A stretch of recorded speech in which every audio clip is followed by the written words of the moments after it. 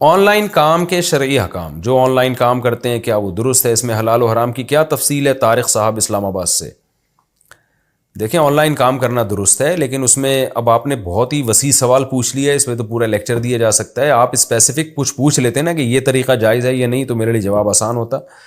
بہرحال on line trading میں ایک دو تین چیزوں کا خیال کرنا ضروری ہے. بعض لوگ کیا کرتے ہیں، کسی کی کوئی چیز بکوا رہے ہوتے ہیں آن لائن، تو اس میں یہ شو کرتے ہیں ہماری چیز ہے اور ہم سے خرید لو. وہ بندہ خرید لیتا ہے، حالانکہ وہ آپ نے ابھی خریدی نہیں ہوتی، آپ کی ملکیت میں ہی نہیں ہوتی. تو یہ عمل ناجائز ہے.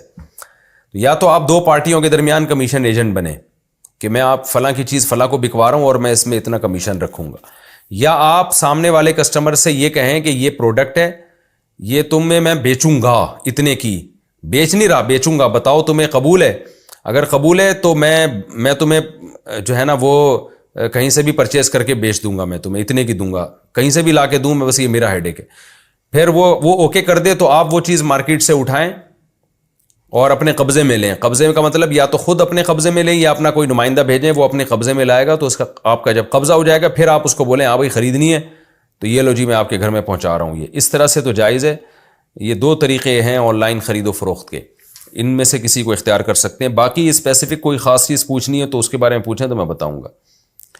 کرپٹو کرنسی سے نفع کمانا، کرپٹو کرنسی لے کر رکھنا اور بعد میں اس پر نفع حاصل کرنا کیسا ہے؟ محمد سرور ثوابی سے.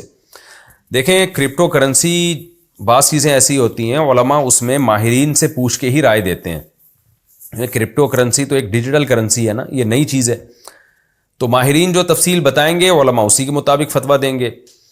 میرے پاس جتنے ماہرین تھے، ڈاکٹر ذیشان صاحب جن کا میں نے انٹرویو انہوں نے میرا لیا تھا یا پتہ نہیں میں نے ان کا انٹرویو لیا تھا، یا دونوں نے ایک دوسرے کا انٹرویو لیا تھا، واللہ عالم. ان کی رائے یہ تھی کہ انہوں نے جو ہمیں ڈیٹیل بتائی تھی اس کے حساب سے جائز لگ رہا تھا ہمیں، تو ہم نے فتویٰ دیا جائز ہے.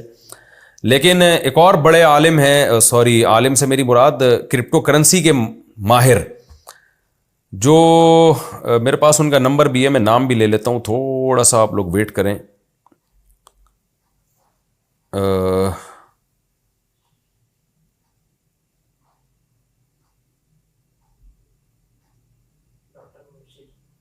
ڈاکٹر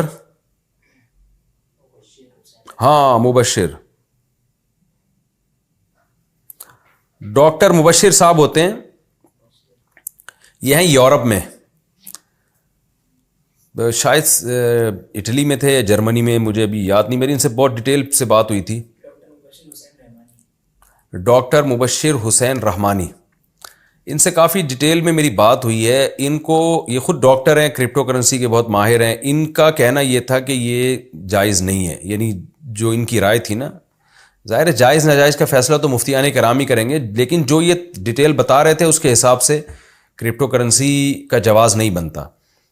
تو اب چونکہ ماہرین ہی کی رائے میں اختلاف ہے، تو اس لیے میں نے اپنے پرانے فتوے سے رجوع کیا. ان سے جب میری بات چیت ہوئی، ان کے پوری ڈیٹیل ہے، فیس بک پہ بھی آپ کو مل جائے گی، اور ہو سکا تو ہم اس کا لنک بھی شیئر کر دیں گے.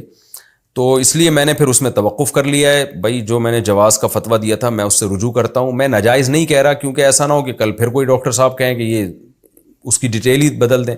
مفتی کے سامنے جو دو تفصیل آئے گی، مفتی اس تفصیل کے مطابق جواب دے گا نا. اب ایک ڈاکٹر الگ تفصیل بتا رہے ہیں، دوسرے ڈاکٹر الگ ڈیٹیل بتا رہے ہیں، تو پھر مفتی بیچارہ کنفیوز ہو رہا ہے. تو اس میں مفتی صاحب کا قصور نہیں ہے، یہ قصور یہ اس جو معلومات ہمیں مل رہی ہیں ان معلومات میں ٹکرا ہوا ہے. اس کی مثال ایسے ہے جیسے کوئی میڈیسن ہو، اب لوگ ہم سے اس میڈیسن کے بارے میں پوچھ رہے ہیں کہ یہ دوا حلال ہے یا حرام، تو میں ڈاکٹروں سے پوچھوں گا نا کہ ڈاکٹر صاحب اس کے اجزاء بتائیں. اب ایک ڈاکٹر کچھ اور بتا رہا ہے، وہ بتا رہا ہے اس میں سور کی چربی شامل ہے، وہ بتا رہا ہے اس میں فلاں فلاں حرام اجزاء شامل ہیں، دوسرا ڈاکٹر کہہ رہا ہے کہ نہیں اس میں سور کی چربی نہیں ہے. تو مفتی تو کنفیوز ہو جائے گا، وہ کہے گا بھائی ڈاکٹروں کی رائے میں اختلاف ہے کہ اس میں ہے کیا. تو جب ڈاکٹروں کی رائے میں اختلاف ہے تو ہم یہی کہیں گے بھائی ہمیں نہیں پتہ اس کے بارے میں. تو اس لیے ماہرین علماء بھی اس بارے میں زیادہ تر نے توقف کیا ہوا ہے، کیونکہ خود جو ماہرین ہیں، جو کرپٹو کرنسی کے ماہرین ہیں، انہی کی رائے میں اختلاف ہو رہا ہے.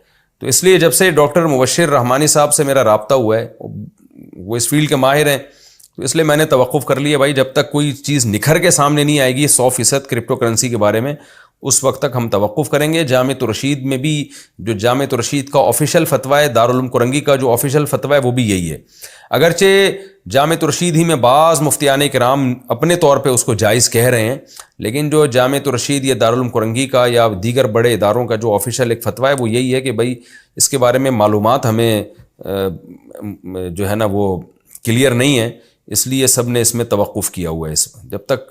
اور دیکھیں الحلال ابین والحرام ابین، حدیث میں آتا ہے حلال بھی واضح ہے، حرام بھی واضح ہے، اور کچھ چیزیں مشتبہات میں ہیں، تو بہتر یہی ہے کہ جب تک 100%